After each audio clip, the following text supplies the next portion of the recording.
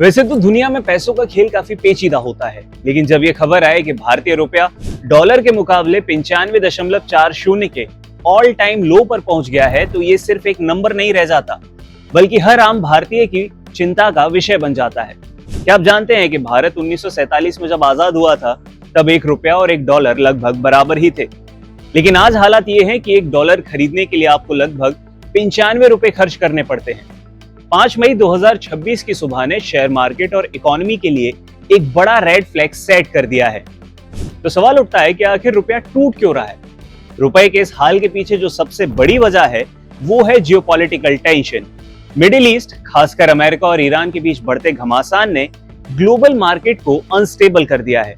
जब भी दुनिया के किसी कोने में युद्ध के जैसे हालात बनते हैं, तो इन्वेस्टर्स अपना पैसा रिस्की मार्केट से निकालकर सेफ जगह यानी कि अमेरिकी डॉलर या सोने जैसी जगहों पर इन्वेस्ट करते हैं। आज रुपया 0.3% गिरकर 95.40 के लेवल पर आ पहुंचा।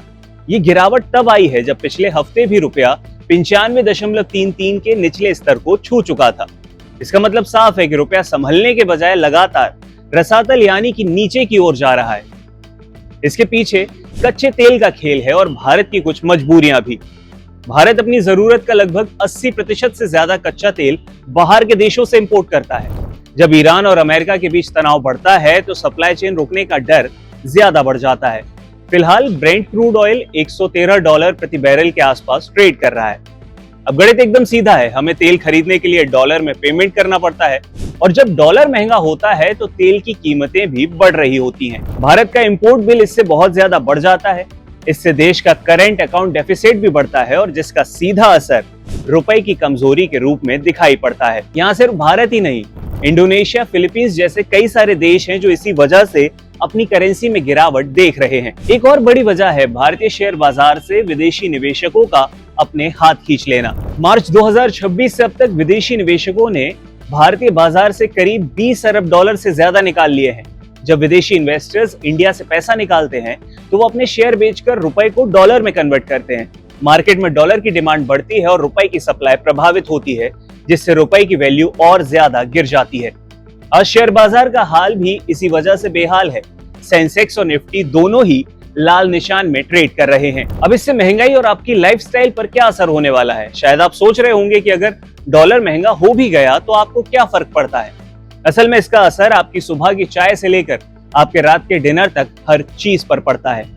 पेट्रोल डीजल महंगा हो सकता है, कच्चे तेल की बढ़ती कीमतें और कमजोर रुपए की वजह से देश में फ्यूल की कीमतें बढ़ सकती हैं। लॉजिस्टिक्स और ट्रांसपोर्ट, जब डीजल महंगा होता है तो सब्जियां, अनाज और बाकी सारा सामान ही दूसरे शहर ले जाने में महंगा पड़ता है, जिससे महंगाई सीधे तौर पर बढ़ती है। इसके अलावा इलेक्ट्रॉनिक आइटम्स भी महंगे हो सकते हैं। आपके स्मार्टफोन, लैपटॉप और अन्य गैजेट्स के कंपोनेंट्स अक्सर बाहर से आया करते हैं।